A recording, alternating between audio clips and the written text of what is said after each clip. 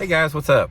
Welcome back here to today's edition of Intuitive Angling, and really appreciate you guys coming by the channel to check the video out today. Always appreciate that. And guys, I want to have a serious talk with y'all today. We're going to get sort of down. I'm going to have a one-on-one talk with you guys because we got some things that have come up here recently that is going to affect the future of bass fishing in a big way that I think it's sweeping under the rug a little bit. So we're going to get into that in today's video. I'm sort of going to let you guys know my opinion on what's going on here.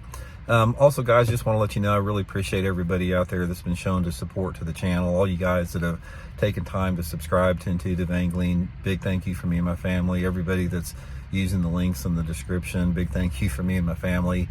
So I hope you guys are enjoying the content and really appreciate all the giving back there. Okay, guys, I'll tell you right off the bat here, in light of some recent developments, bass fishing is poised to go into potentially a really dark area in the foreseeable future over the next few years, because what has happened is there has been some things that have developed here recently that are going to cause a lot of environmental safeguards that protect our lakes and airs and waters to get rolled back.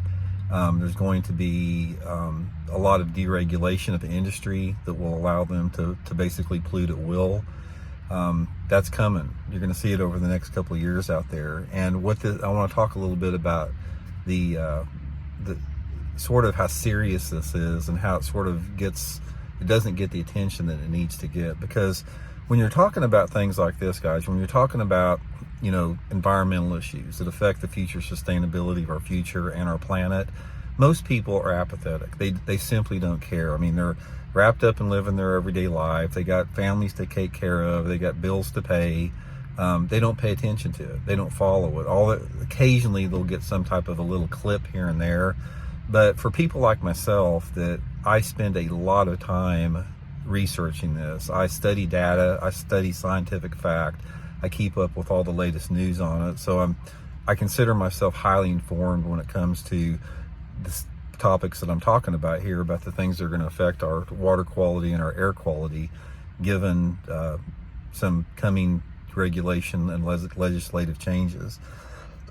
Okay, first of all, I don't think anybody out there can disagree.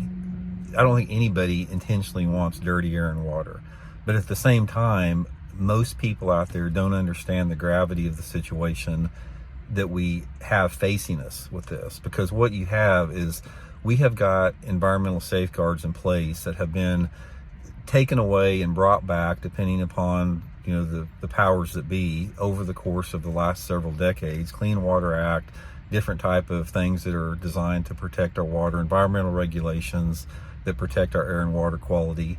And it's good because it's policing those industries out there that may not have the discipline to do that themselves. Now, I'm not saying that all industry is like that. There are a lot of ethical companies out there that they take personal responsibility for whatever byproduct that they're pumping into the air or the water.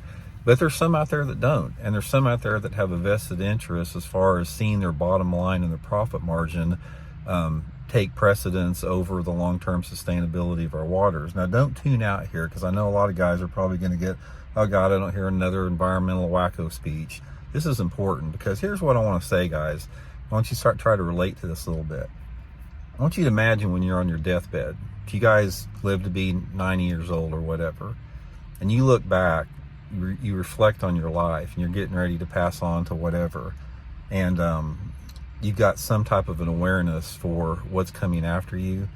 Are you going to be more at peace with yourself if you can look back and say, man, I'm really glad that, I'm really glad that I didn't have to pay 30 cents more a dozen for eggs, or I'm really glad I didn't have to pay 50 more cents for gasoline? Or are you going to say something like that, I'm really glad that I fought the good fight and I did everything I could to safeguard, our environment, to hand off to the next generation, to hand off to my children, to hand off to my grandchildren, so they will have a healthy, vibrant environment to flourish in. So they'll have clean water and clean air and sustainable bass fishing to fish in. And the problem you have with this in today's world, people always, every time I do something like this, people say, oh, Randy, you're part of the problem. Get in your canoe and, start riding your bike to the lake, stuff like that. You can't affect, when you're talking about trying to affect change that protects the long-term sustainability of our air and water, you can't, an individual act does not do any good. It only does good by legislation. You can only affect change in this country through environmental legislation. And when you have powers that be that make it very clear that they're going to dismantle environmental regulations, they're going to let industries pollute at will, they're going to slap industries on the wrist that do pollute, that is a very dangerous road to go down. It's a very dark road to go down, because we have the only responsibility that we have in this planet right here is to basically ensure that we hand it off better than we found it. And handing it off better than we found it does not mean saving 50 cents a gallon on gasoline at the expense of polluting your air and water, at the expense of increasing mercury contamination and increasing autism rates in children because of that mercury contamination, at the expense of all these carcinogens entering our air and water. And some people may not see it. That's the problem with environmental issues. They don't see it immediately. They don't see it until you've been, drinking, a water source that has some type of heavy metal in it, or have some type of air pollutants out there, and it shows up cancer 15 or 20 years later and it kills somebody. That is how it works. And there's a big disconnect in this country as far as the immediacy of the need to protect the environment, because you can't see it. You look in your favorite lake out there and it looks good, it looks clear, you see minnows swimming around and you assume it's healthy, but you don't realize that whatever's in that water may be killing off some type of plankton or zooplankton that is a crucial part of the entire biological food chain. And 50 years from now, it's going to destroy the whole ecosystem. And it's the same with air and that type of deal. So the point of this video, guys, is we can never get to the point where we put money ahead of the sustainability of this planet. You can reach a balance. There's a balance to be reached on those two. And right now it is tilted heavily in the other direction. There's basically no guardrails now, no consideration for basically policing the people that are responsible for polluting our air and water. And I have fought this fight forever, guys. I have fought this fight since the late 1970s when I was, wading my little favorite creek at Turkey Creek, and I saw some guy throw a 55-gallon trash sack of trash in my favorite creek while I was down there fishing it. I've seen it all over the country. I've seen the different type of point source pollutions we have across the country. I've seen the overdevelopment that we have across the country, and I see the unsustainability of it that we have. Most people don't do that, guys. Most people are not environmental nerds that pay attention to that stuff like I do. Most people, like I said, they just don't care. It doesn't affect them. If it doesn't affect them personally, they don't think it's a big deal. So my plea to everybody out there is, you have a voice in this. So if you have an interest in protecting the long-term sustainability of this planet, and if you have an interest in making sure that your grandchildren have clean water, clean air, a place to fish, a place to, experience the wonder and joy of life without it being freaking polluted and overdeveloped and, at the expense of corporate profits, then make it known to your legislators in your state that you don't want to see this, that you don't want to see, your favorite lake, have an increase in mercury contamination or heavy metal contamination, so some plant 5 miles down the road can make some more corporate profits for that year.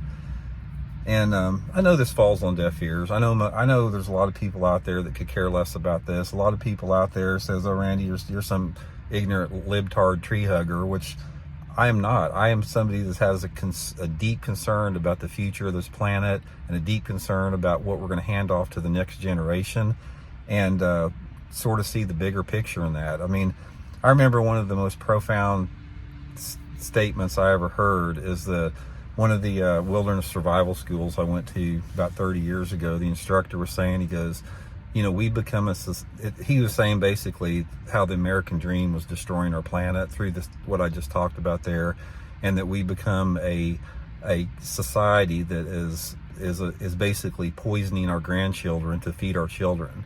And from every indication that I have seen, there's a lot of truth to that. It's a hard reality. It's a hard reality because it requires sacrifice, and it requires people to look beyond themselves. It requires people to look beyond their immediate situation and think about the future. And like I said, if I have to pay 50 cents a gallon more for gas, or if I have to, fork up a little bit money to make sure that my son and my grandchildren, have a strong, vibrant planet after I'm here, I got no problem with that at all. So anyway, guys, it's just, I just wish that this would be on the radar of more people's mind out there, because it doesn't seem to be that. It's like, a lot of people, they sort of slough it off and say, well, Randy, we can do all that we're doing, but look at all the other countries out there that are polluting worse than we are. We need to be the leader. We don't need to compare ourselves to some other country that is already depleting their resources and polluting their country. The United States should be the leader in technology that protects our environment on a global scale, because we're a global community. Everything that every pollutant, or the miles of freaking plastic trash you see floating out in the ocean, it all affects everybody for the same thing. So anyway, guys, that's just a few thoughts. I'm a little frustrated right now, but like I said, the best thing you can do, guys, is just try to do your part to get legislation in place that will ensure strong environmental safeguards, protect our air and water, protect our children for the future. And just, it's going to require a paradigm shift from what we have right now, because we live in a world that people are so self-centered and so focused on the here and now that they don't have much awareness for 100 years from now, 150 years from now. And it hasn't ever been like that before. That's one of the things the Native Americans always did. Some of the responsible tribes, is before they took an action, they would think about it a second. It's like, oh, how is this going to affect the tribe 100 years from now? If we take this action and we do this, is this going to negatively affect our tribe 100 years from now? They had that type of awareness that we lack sorely today. So anyway, guys, hope you're all well. We'll talk later.